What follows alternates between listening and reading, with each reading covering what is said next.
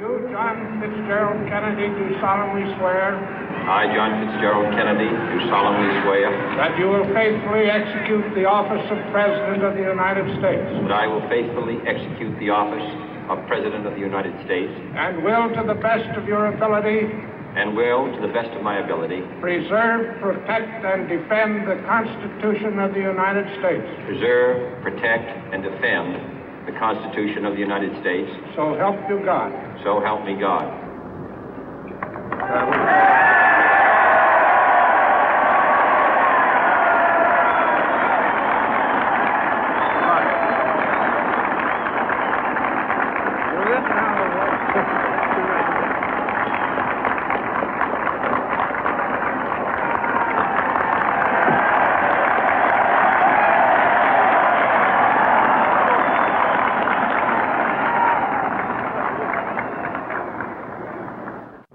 Vice President Johnson, Mr. Speaker, Mr. Chief Justice, President Eisenhower, Vice President Nixon, President Truman, Reverend clergy, fellow citizens. We observe today not a victory of party, but a celebration of freedom, symbolizing an end as well as a beginning, signifying renewal as well as change. For I have sworn before you and Almighty God the same solemn oath our forebears prescribed nearly a century and 3/4 ago. The world is very different now, for man holds in his mortal hands the power to abolish all forms of human poverty and all forms of human life. And yet the same revolutionary beliefs for which our forebears fought are still at issue around the globe. The belief that the rights of man come not from the generosity of the state, but from the hand of God.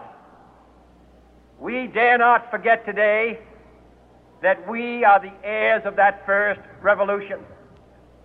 Let the word go forth from this time and place to friend and foe alike that the torch has been passed to a new generation of Americans born in this century, tempered by war, disciplined by a hard and bitter peace, proud of our ancient heritage, and unwilling to witness or permit the slow undoing of those human rights to which this nation has always been committed and to which we are committed today at home and around the world.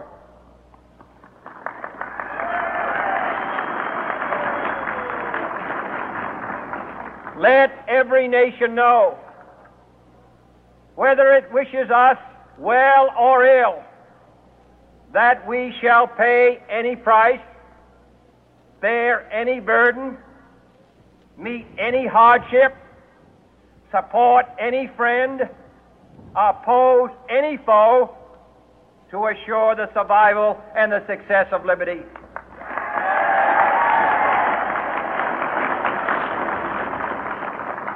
This much we pledge and more. To those old allies whose cultural and spiritual origins we share, we pledge the loyalty of faithful friends. United, there is little we cannot do in a host of cooperative ventures.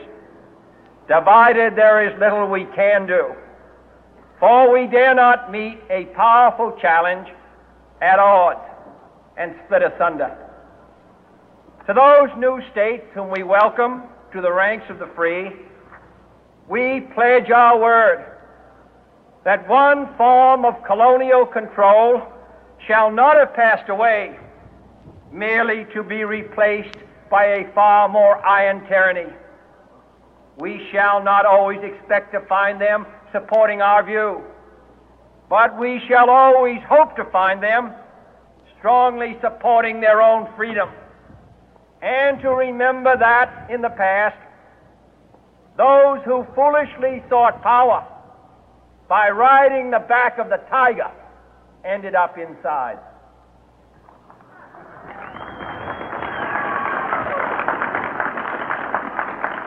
To those people in the huts and villages of half the globe struggling to break the bonds of mass misery, we pledge our best efforts to help them help themselves for whatever period is required, not because the communists may be doing it, not because we seek their votes, but because it is right.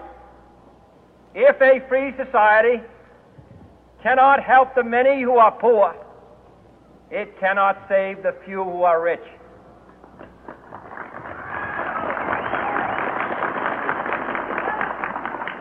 To our sister republics south of our border, we offer a special pledge to convert our good words into good deeds, in a new alliance for progress, to assist free men and free governments in casting off the chains of poverty.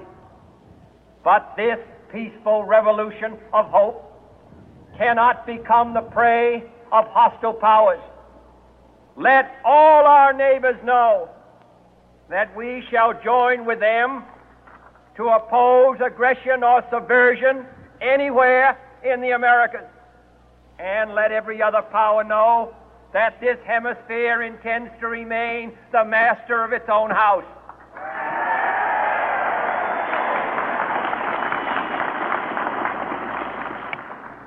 To that World Assembly of Sovereign States, the United Nations, our last best hope, in an age where the instruments of war have far outpaced the instruments of peace, we renew our pledge of support to prevent it from becoming merely a forum for invective, to strengthen its shield of the new and the weak, and to enlarge the area in which its writ may run. Finally, to those nations who would make themselves our adversary, we offer not a pledge, but a request that both sides begin anew the quest for peace. Before the dark powers of destruction, unleashed by science, engulf all humanity in planned or accidental self-destruction, we dare not tempt them with weakness, for only when our arms are sufficient beyond doubt can we be certain beyond doubt that they will never be employed.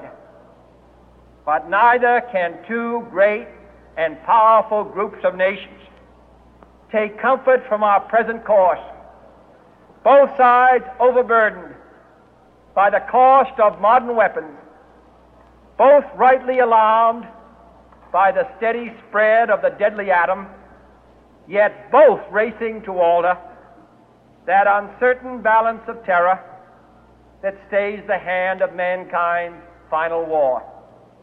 So let us begin anew, remembering on both sides that civility is not a sign of weakness, and sincerity is always subject to proof. Let us never negotiate out of fear, but let us never fear to negotiate.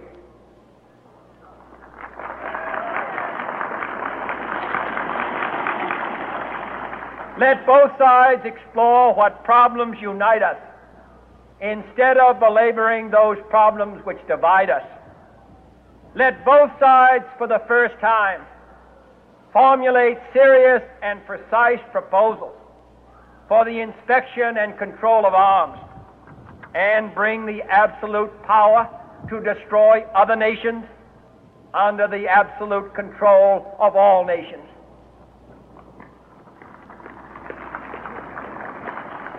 Let both sides seek to invoke the wonders of science instead of its terrors.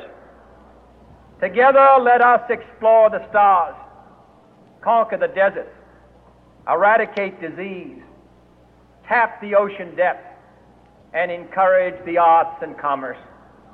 Let both sides unite to heed in all corners of the earth the command of Isaiah to undo the heavy burden and let the oppressed go free. And if a beachhead of cooperation may push back the jungle of suspicion, let both sides join in creating a new endeavor, not a new balance of power, but a new world of law, where the strong are just and the weak secure and the peace preserved. All this will not be finished in the first 100 days, nor will it be finished in the first 1,000 days, nor in the life of this administration, nor even perhaps in our lifetime on this planet. But let us begin.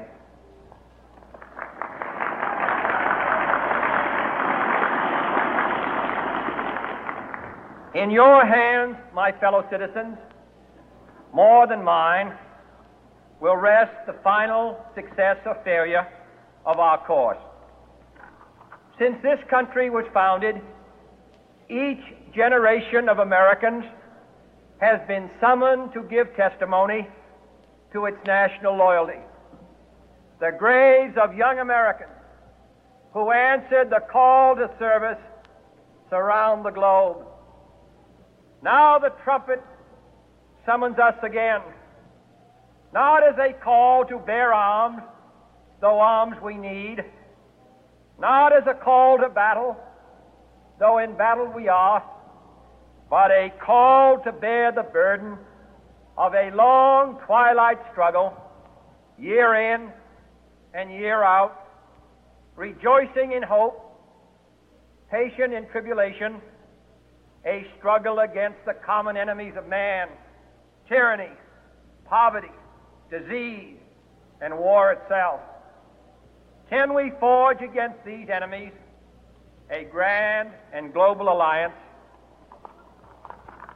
north and south, east and west, that can assure a more fruitful life for all mankind? Will you join in that historic effort?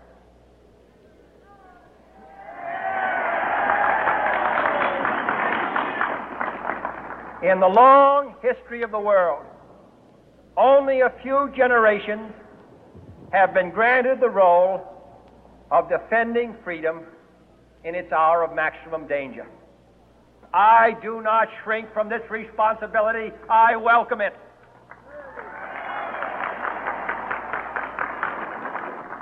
I do not believe that any of us would exchange places with any other people or any other generation. The energy, the faith, the devotion which we bring to this endeavor will light our country and all who serve it. And the glow from that fire can truly light the world. And so, my fellow Americans, ask not what your country can do for you. Ask what you can do for your country.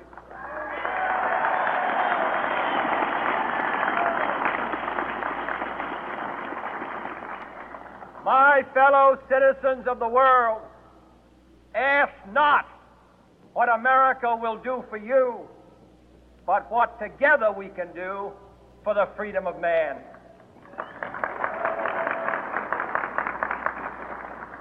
Finally, whether you are citizens of America or citizens of the world, ask of us here the same high standards of strength and sacrifice which we ask of you. With a good conscience, our only sure reward, with history the final judge of our deeds, let us go forth to lead the land we love, asking His blessing and His help, but knowing that here on earth, God's work must truly be our own.